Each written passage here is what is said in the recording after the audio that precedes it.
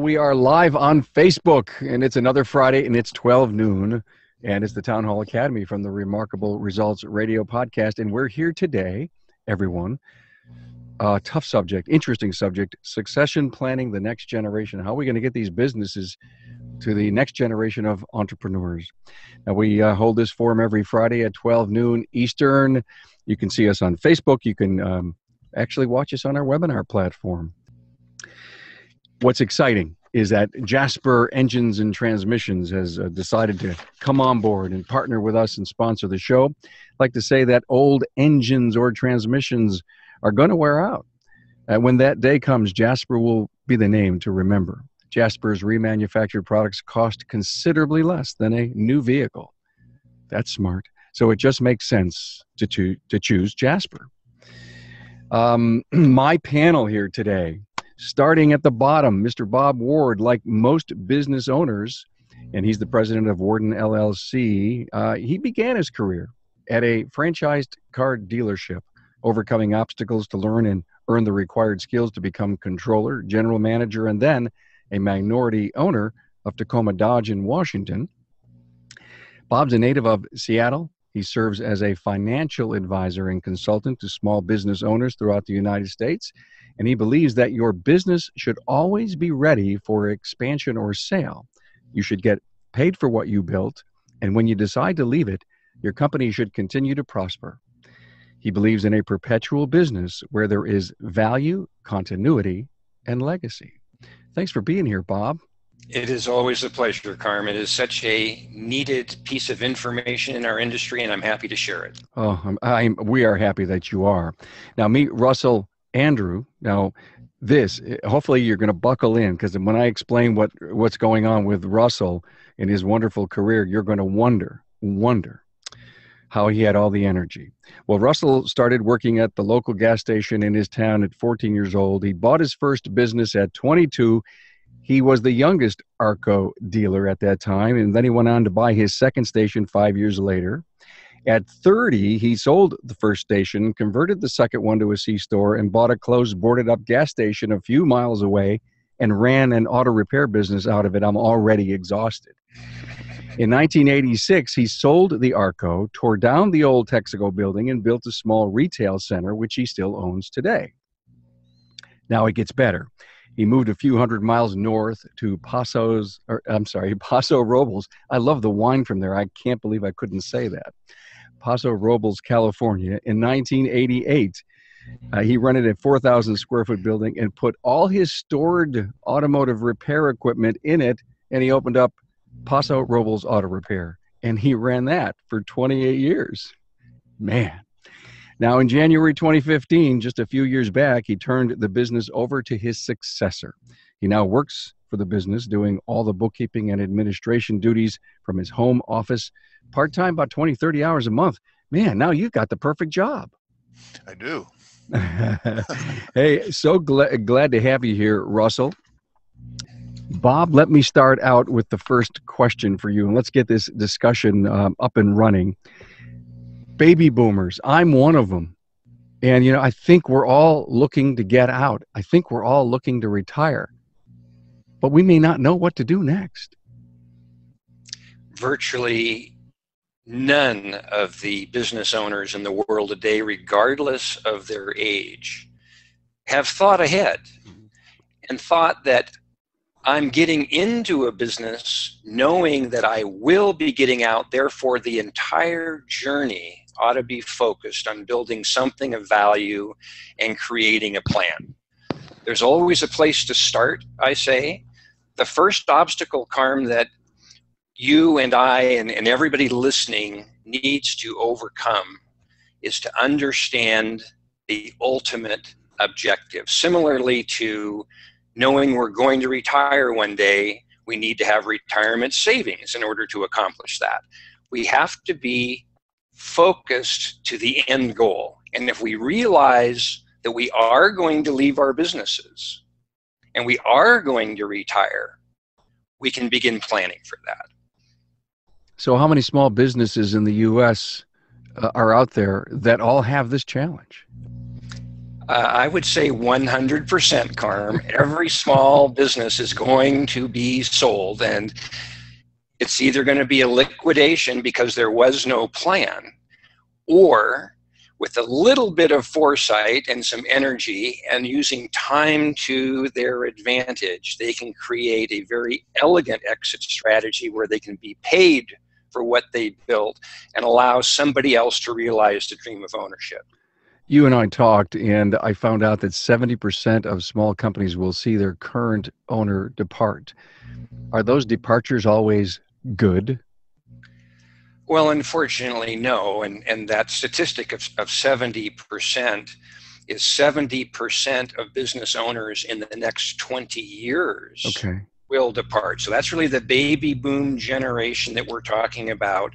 70% of owners in the next 20 years are going to leave their business. And when you say, is it good or potentially not, unfortunately, tragedy does befall families, either a disability or a death, and none of those are timely. No. However, they should be provided for from the beginning of business inception, so that should tragedy befall, the business will still live and the families be provided for. Ideally, everybody lives a happy, healthy, productive life. They retire on their own terms, and the business lives on. You know, what I'm hearing from you is the word opportunity, but on both sides of the coin, there are a lot of shop owners today that are looking for their second or third or fourth branch. So there is an opportunity. There are many great service advisors or managers of businesses that probably look at their owner and think about, wow, wouldn't it be something if I could actually take this over and buy the business? How do I start that dialogue with someone? And Russ, great to have you here because you had an internal candidate. And I guess my question to you is, did your internal candidate come to you? Did you go to him? How did that mesh? Well, at the time, I actually presented it to him and another employee that both had about the same longevity at the business, and presented the opportunity to both of them together, knowing that one of them was actually a better candidate, and that was the one that ultimately became the successor. But I felt fair to make it an equal opportunity to both of them. He always expressed a desire to be an owner somewhere in his life. He's pretty young, so he felt at some point in his life he'd like to own a business like mine, and it just made sense that he ended up with mine, since he knew the business pretty well after being there for so many years. I just want to encourage what I just said a few minutes ago is I want to encourage the buyer and the seller to really pay attention to this, because it takes two to get married, right? Yes, it does. It takes two to get married, and sometimes it takes a pastor like Bob putting the deal together, right? Absolutely. Well, yeah, Bob served as a very good pastor. That's a good analogy. Was a good analogy? That just came to me. See, I'm always so well known for finding the right word at the right moment. We had several prayer meetings, Carm. Now we're really getting into the real juice and the meat of what this stuff is about. It just sometimes isn't like cutting soft butter, is it, Bob? Well, let me add a little bit of color to the question you asked Russ about how that initial dialogue started. Very often, owners are reluctant or have not even thought to approach any of their employees. And on the flip side, a technician, service advisor, manager who has a desire may struggle how to approach an owner. Is it going to be a comfortable conversation? Is it going to be stressful? Will there be some unintended consequences as a result? I suggest that owners have the responsibility as the leaders to ensure their own exit strategy and make sure it gets done. We'd like all of our employees to have great initiative, but we are the owners. It is our responsibility. And a great way to start that process is what I call the essential conversation. Very easy. I teach this in all my classes, my publications. Simple conversation where the owner, in a quiet time with a key employee, simply says, I'm always working on the future of the business, and you're an important part of my planning process. Share with me what's most important to you and your family and where you see your future going. Open-ended question. An owner always wants to know the answer to that question. What's important to the employee? Their family. I care about you as a key member of my staff. Tell me what is meaningful to you and where you see your career going. Let the employee answer the question fully. In that conversation, you often will hear, part of my career aspirations is to become a business owner, or I would like to follow you in this business. The only follow-up question that I suggest owners have, the only one, is if that employee doesn't say, I want to be an owner one day, you can ask that question. Carm, have you ever thought about being a business owner yourself? When that conversation is over, it's 5-10 minutes, you say, thank you. I'm really glad you shared that information with me. I'm going to take that to heart. I'm going to consider it in my business planning, and we're going to have more conversations. Perfect place to start with every employee, and the information you get back is always useful. So that's got to be a tenant or a major step on the strategy of perpetual business. Exactly. You always want to know about the core of your business. It is the people. It's not the stuff. It's not the beautiful building or the great tools and scanning equipment, etc. Your people are what make the business. That dialogue with me, if you asked me and I said, I've always thought of owning my own business, and you said to me, I will keep that in mind as I develop my business plan, you would have sent me into the stratosphere as a person on your team, not knowing where that stratosphere, if there was a top or a bottom, a glass ceiling or not. You really would have given me a level of engagement like I probably never had. And most employees don't get that. When I say most, I'm going to say it's like 95% of workers in small businesses do not have a sense that they are truly valued personally, their family considerations are known, and that their career aspirations are being tended. And as owners, it is imperative that we retain our key talent, nurture and motivate them, and ideally develop them to become our future owners, which enables our exit and their realization of their aspirations. This would be a really good time maybe to cut to Russ and get the result of that kind of conversation with his successor, whose name is Lalo, by the way. Wonderful individual. You're on, Russ. Oh, I was waiting for the cue. Thank you. Yeah, I remember the conversation like it was yesterday. I think it was in 2014 that I brought the two individuals in front of my counter, and it was about a 5-minute conversation, as Bob kind of suggested, and it was, hey, I'm going to be at my 66th birthday. I'm going to dovetail my exit from this business along with retiring. I don't want to do this any longer. I don't have time for it. I'm going to kind of dovetail it with Social Security. Not that that's a huge concern, but it helped cushion the blow. And Lalo got back to me next day. He said, yeah, I'm interested in doing this. And I had a pretty good idea on how to structure the deal, so to speak, myself.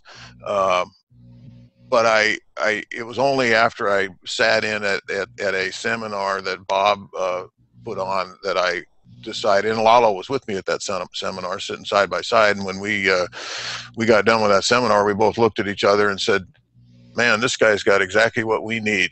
And a lot of the ideas were exactly what I had planned.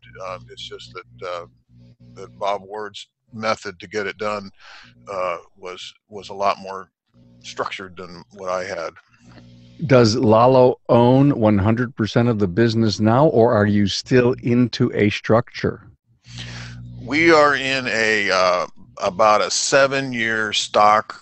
It's a S corporation, and every year Lalo initially bought a certain percentage of stock, pretty minor amount, and every year there's a mandatory purchase of more stock, and then after 7 years there's a kind of a balloon at the end of it.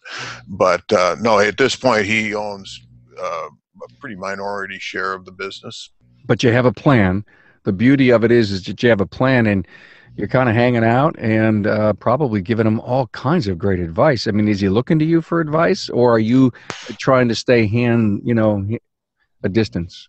Well, kind of both. I allow him to exercise his right as owner to do things his way. There were some hard and fast rules that I followed my whole career, like no radios in the shop was one of my big pet peeves. Well, the second day he was there was country western music going in the background. So, and it bothered me, but hey, it's his place now. But I do get involved. I'm there not every day. I live very close to the shop, so I stop by. I kind of get in the way now, which is probably a good thing.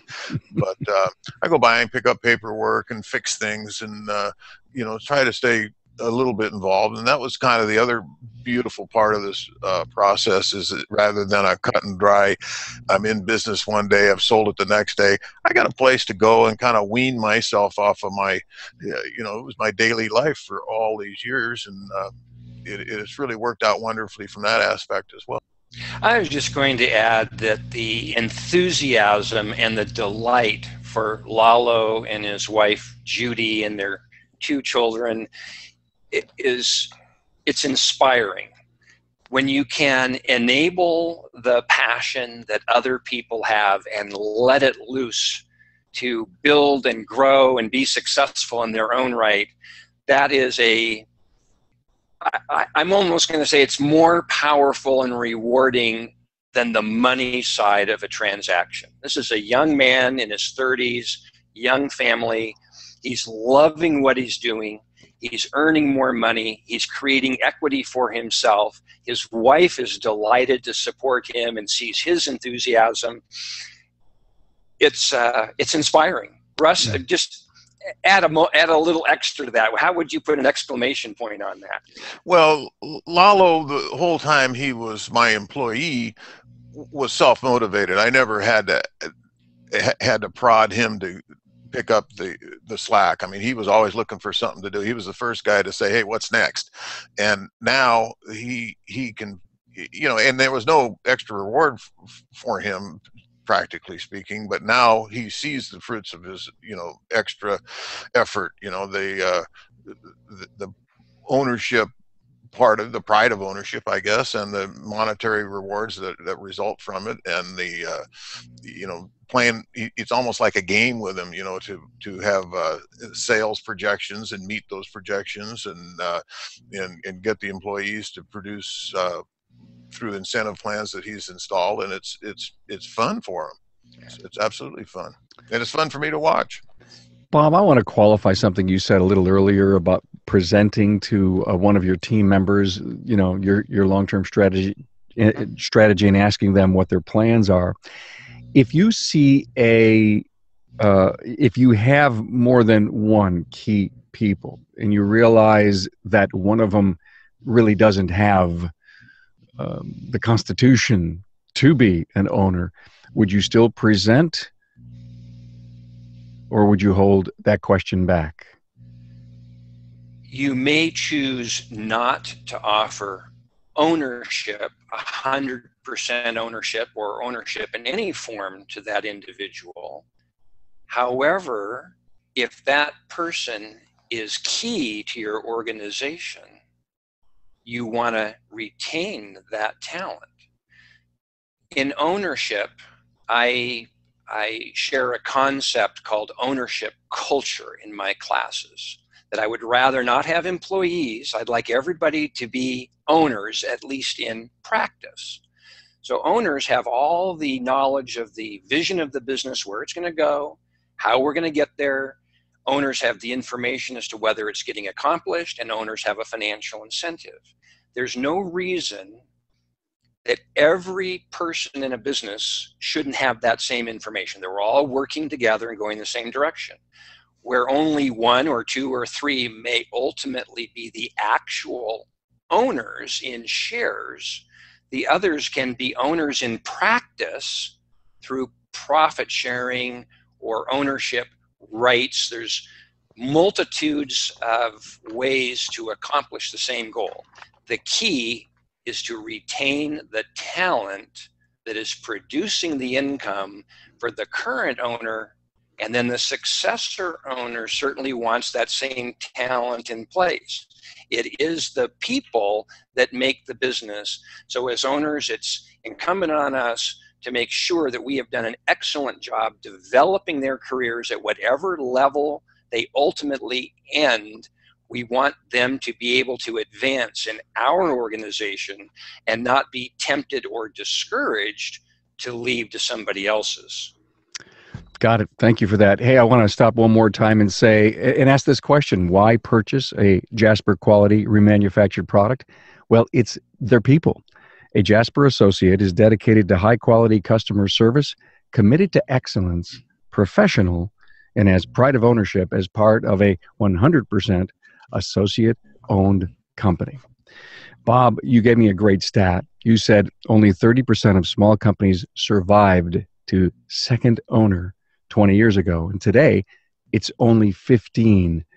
That means 85% will not survive the departure of the current owner. Why? I wish I had some brilliant response to that, but the sad truth, it is simply a lack of planning. Another statistic, and I don't have the actual numbers, but just retirement ability in our country, of just society at large, to be able to retire and live a comfortable lifestyle when they stop working, it's a very poor number because people just didn't save. So with succession, it's simply nothing got started and nothing followed through. It just wasn't done. And that's a very useless answer, but it is the truth. No, I think it slaps you upside the head. And, we can't talk about this enough. And maybe there will be 50 people that'll say, we need to be better planners. We need to really look down the road. We need to figure out where we're going and how we're getting there, because there needs to almost be, look at the 55% of shop owners today. No, I'm sorry, 55 is the average age, I believe, of the shop owner today. Well, that 10-year plan, you said it perfectly, Russ. I had a plan. At 66, I want to do this. So you probably rewound the clock a little bit, and you needed to make some decisions. And I don't think we're thinking that 65, 66, 5 years, 10 years will ever come. I don't know about you, but I had one of the fastest weeks possible. 5 days from Monday through Friday go by like that. A year goes by like that. And your point is, you better get off your butt and do something about it. Well, that's very true. It's as you age, and I have no clue what your age is, but I know what mine is, and it seems like the years click by pretty fast. And what you remember when you were a kid, and you just finished celebrating Christmas, and you couldn't wait till the next Christmas, and it seemed like 50 years from then. And now, as an adult, you dread the fact that Christmas comes around so quickly because you have to do all the planning for it. But I think my plan and when I announced to my two employees my plan, it was 2 years before it was actually going to be executed. And I explained to them, I said, I don't know how this is going to work. I don't know whether one of you is going to buy this business, if the outside person is going to buy this business. Nobody's going to buy this business, and I'm just going to lock the door and liquidate the stuff. But at 66 years old, I'm not going to be here anymore. You just said a mouthful. So, Bob, is it business planning or is it business liquidation? We don't want liquidation, Carm. When a business liquidates, an owner's only going to get their assets at auction value. There really isn't anything there. And the shame of it is the legacy that an owner built over 30, 40 years just disappears. And a future owner like Lalo doesn't have the opportunity to reach that dream of ownership. The employees are let go, customers have to go find another shop, and the business community loses a valued business. Nobody would aspire for their future to be, I liquidated my business and walked away. The flip side of that, and I hope everybody listens to this really carefully, the financial benefit is the sale of the business is part one. If you own the property, it's the lease income, part two. The likely purchaser of that property at good value is going to be the owner of that business. So where a typical shop may be valued, say $400,000, but 10 years of lease income could be another $600,000, and the property value itself could be another $500,000 or more. So financially, for a business to continue, you're $1 million, $2, $3, $4, $5 million versus I'm just going to liquidate my stuff and put the land up on the market. That's the financial side. The human side is something like 70% of our entire population is employed by small business owners. So if those businesses continue, those employees and their families have that financial security. The customers continue to go back to the same business and enjoy that level of service, and the community keeps a nice, stable tax base and a valued business there. Everything points to business continuity, what I call a perpetual business. Let's talk about that. What are the attributes of a perpetual business? I say a perpetual business is one that is always ready for sale or expansion opportunities if the owner's choosing. And the reason that they would always be ready, and here's the one most important point, the reason they would always be ready is because the owner had the foresight and the commitment to develop their people. I quote Harvey Firestone regularly. I'm going to give you one right now. It is only as we develop others that we permanently succeed.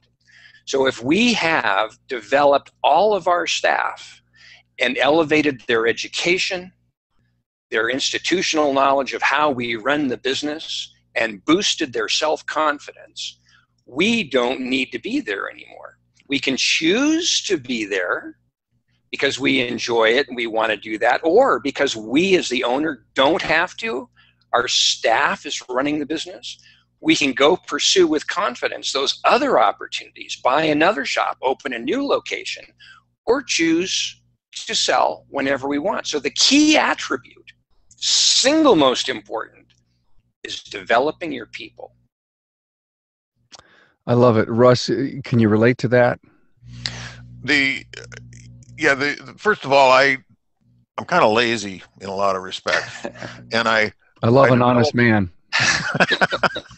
I develop my staff to make sure that they can do what I don't want to do, and smart. And ultimately that came to running the whole business. I mean, but most of the time it was, I would have customers, I would explain to customers certain service procedures that were kind of labor intensive, and they go, geez, you got to go through all of that. Isn't that hard? And I go, hell no, I have Lalo do it. It's very easy. But seriously, I think that tuning somebody up or getting somebody prepared for the whole being the quarterback of the business is kind of was always kind of an ongoing process with me. Lalo was hired as a technician, but I always saw his leadership abilities, and I would always kind of lean on him a little bit harder than anybody else to, make decisions, kind of manage the other employees, shop manager, so to speak. I love what he just said, Bob. I saw something in Lalo. And I guess my thought is what are you seeing? Are you seeing businesses being sold to an outside person, or are you seeing more internal candidates? It's virtually all internal, Carm. When you think about the opportunity to sell a small business to an outsider, first you've got to have somebody that has a desire to run an auto repair shop. So that greatly limits the entire population down to a very small pool of people who, I want to own a repair shop.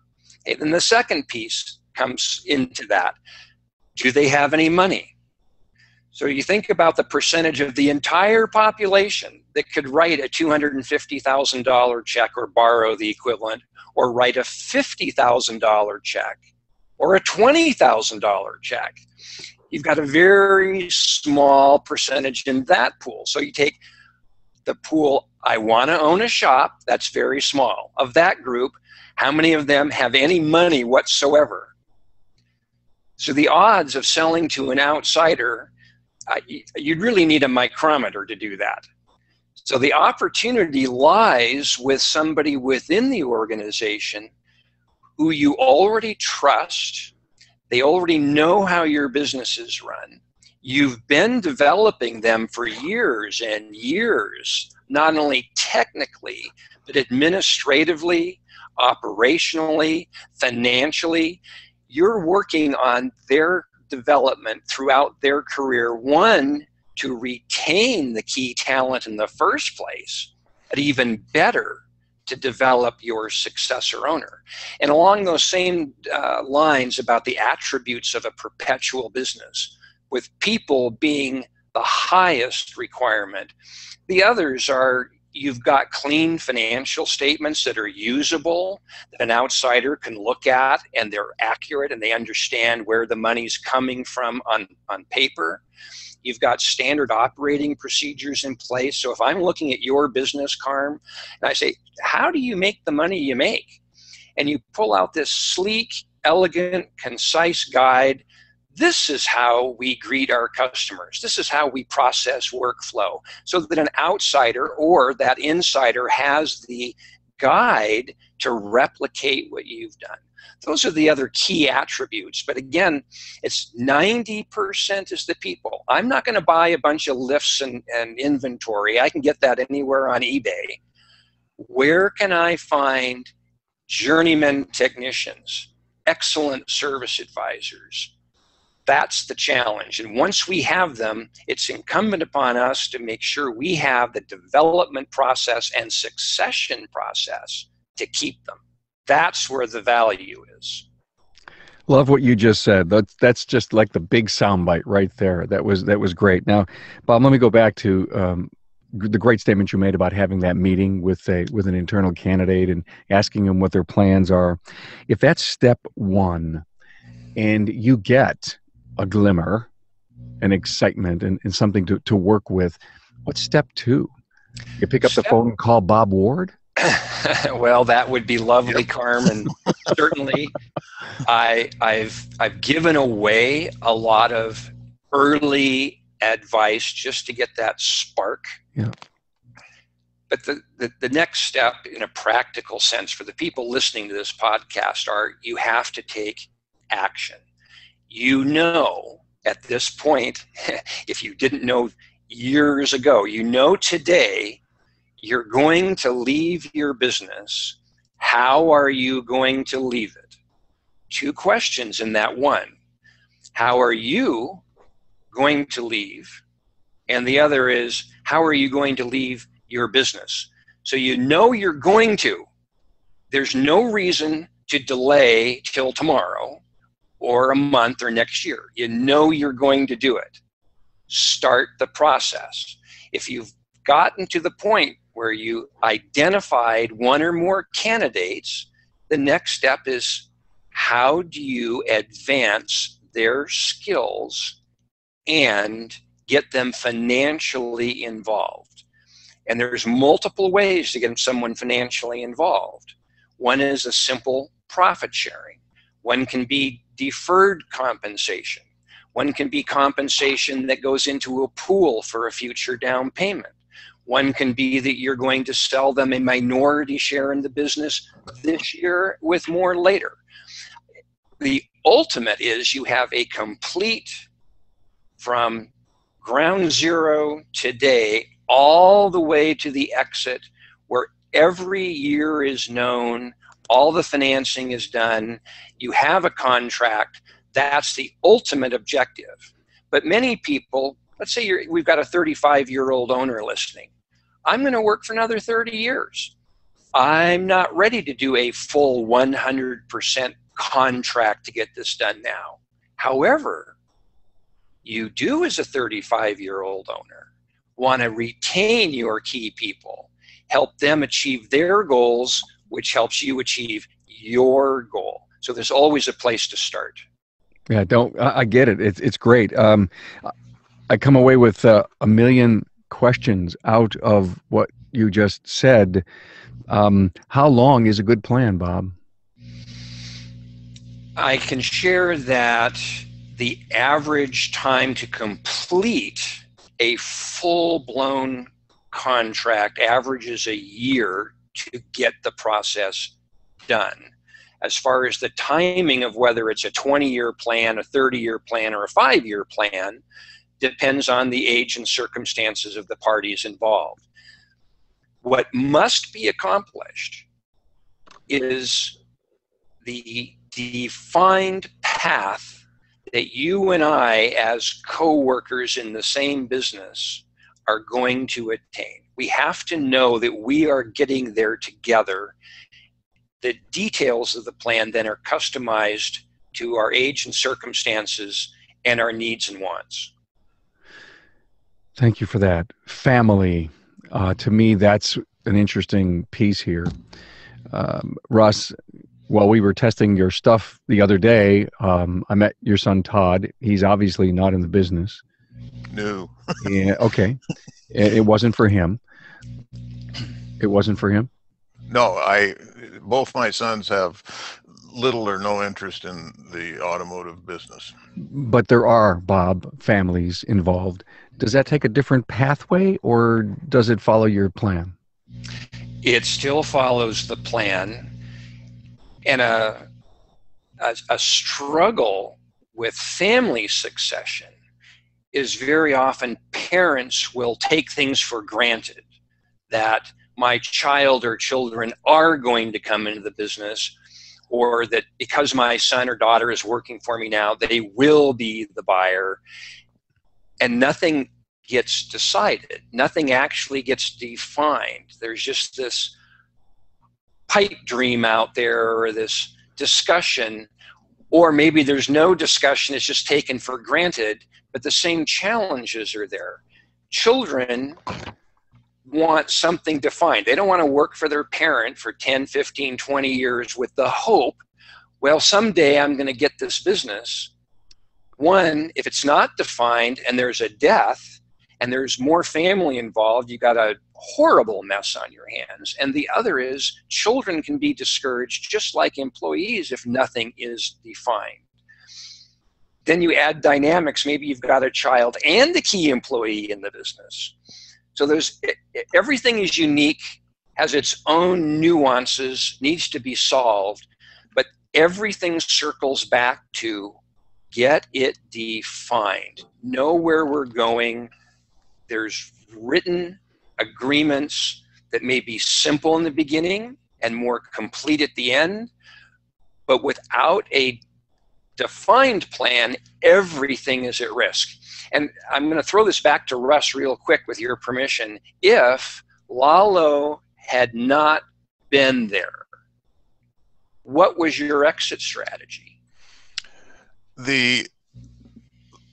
Probably the most likely thing would have been I just would have closed the business. And in my situation, it's a leased building. I've got 50 years of accumulated stuff that's all in this building. I got 30-day receive or payables that I would, if I shut the business down, would have had to take care of without any income, out any cash flow income. I estimate financially it would have been about a 90-day, or it would have taken me 90 days to close it down, and probably about $40,000 to $50,000 my own money to shut the place down and dispose of everything and put the building back in the condition it was in the day I rented it. So a lot of this was self-serving, so I didn't have to deal with all of that. The other plan was hopefully maybe to try to find a outside buyer, which is unlikely. Throughout the years I was there, I was approached maybe a couple of times with people that wanted to move into the area, and they were familiar with that type of business, and they wanted they were just looking to see if my business was for sale, and I'd always take their name, and maybe someday I could make something happen. But it's unlikely that ever would occur, especially on your schedule, and it just made more sense to groom the successor Lalo, and make it affordable for him, make it comfortable for him to, since he didn't have the resources to buy me out, nor did I really want those resources. The way we structured the deal, it's actually a lot better for me to have the residual income over a long period of time than receive a lump sum. In the event that I could have found somebody to give me a lump sum of money, tax-wise, it was a lot better for me to do it the way I'm doing it. And even if you had gotten a lump sum to sell your business, is it not true that the way this succession plan is structured, you're receiving more ultimate income than if you just got a check up front? Oh, absolutely. Absolutely. It was with your spreadsheet spelled out very clearly, that the sale of the business was one number, but then the long-term income, the profit sharing, and then some interest and some other things, and the tax advantage has got to be the most attractive thing for me. I mean, it's sale of stock, it's all capital gain, there isn't any recapture of any assets. It's a beautiful thing. Stock sale? It was a stock sale then? I beg your pardon? It was a stock sale? Yes. Yeah, it's an ongoing stock sale. And the advantage to Lalo is he didn't have the resources to buy me out, and it's an installment sale basically.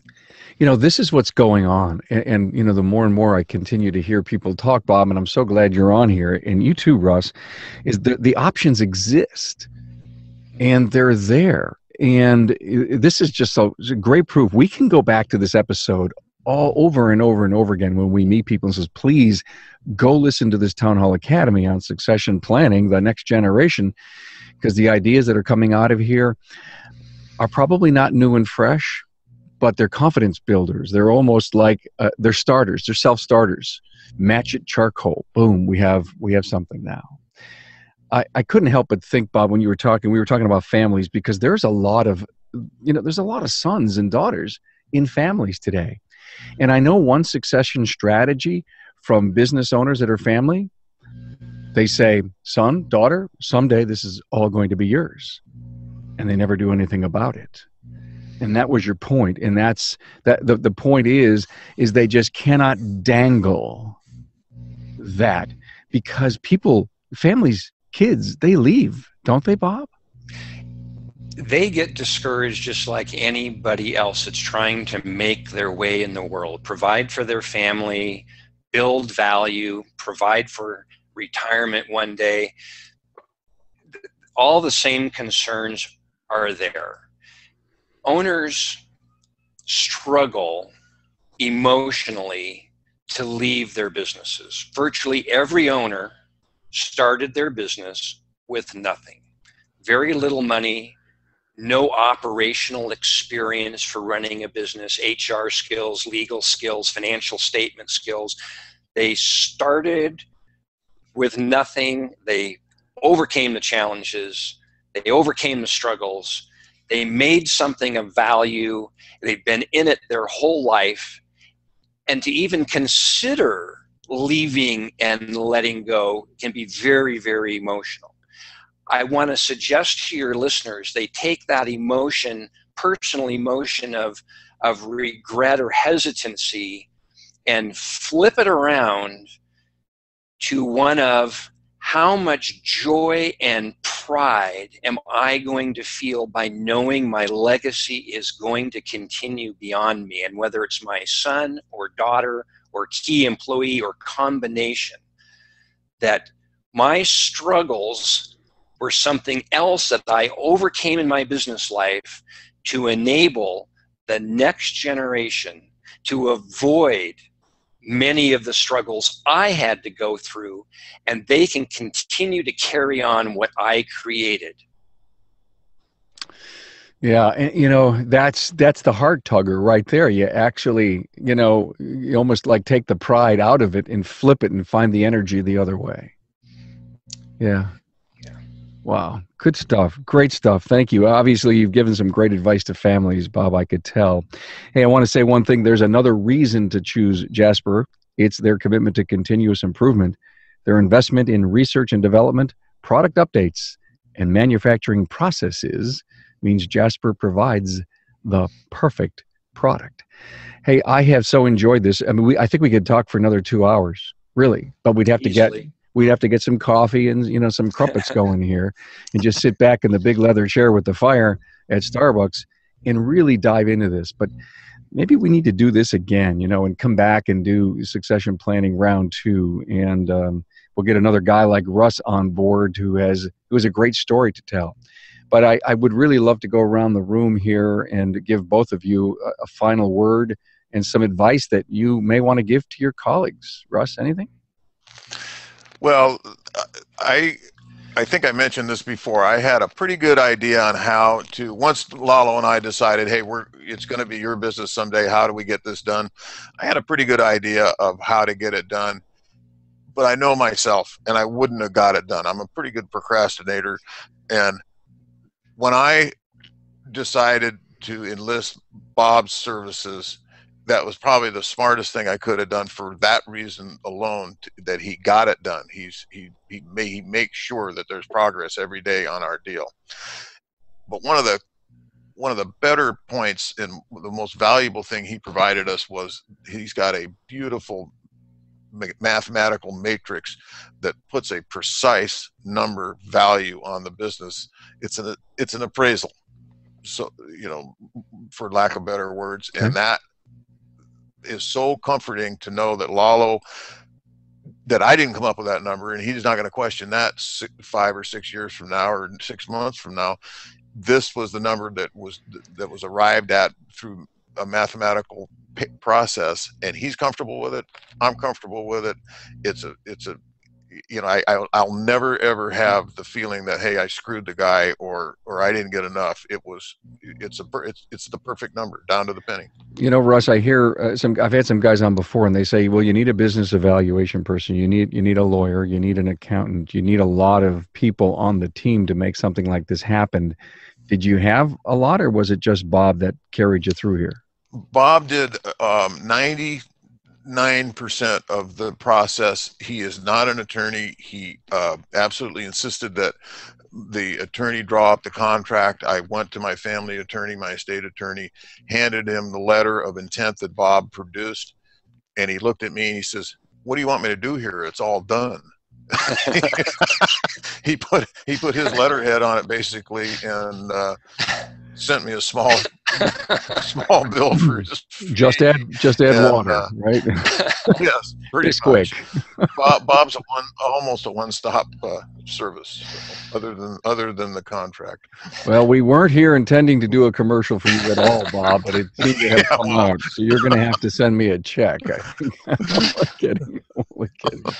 Well, those were very, very, very kind words, and it's comments like that drive me to do what I do. I came from a business background myself, started from nothing like everybody else out there, built something of value, sold it, Now I help other business owners, and it's people like Russ and his wife Debbie, Lalo and his wife Judy, that seeing how their lives can be fulfilled because I added a little extra something to the mix just inspires me to do it more.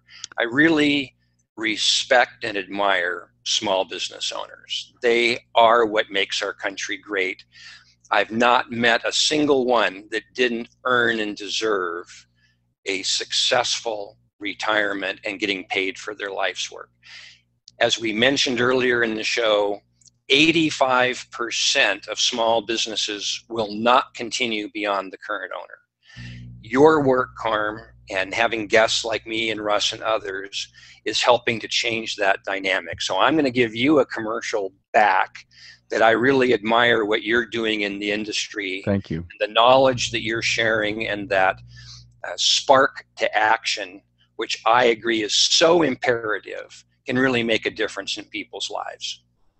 Well, I hope this does. And how can people get a hold of you if they'd love to? The easiest way, go to my website, perpetualbusiness.co. There is a couple videos there that explain processes and what I believe Perpetual Business is. There's a contact phone there. But, because we're kind of family, I'm just going to give my personal cell phone number out. Whoa. Okay. I'm happy to take any call for an introductory conversation. That's 206-304-7723. I'm always happy to provide a little extra advice and get people started. Thank you. First time ever, cell phone given up on the Academy. Wow, cool. Russ Andrews, Bob Ward, thank you so much for your great wisdom and advice for the Town Hall Academy. My pleasure. Been fun. Thanks, guys. Appreciate it. Have a great day.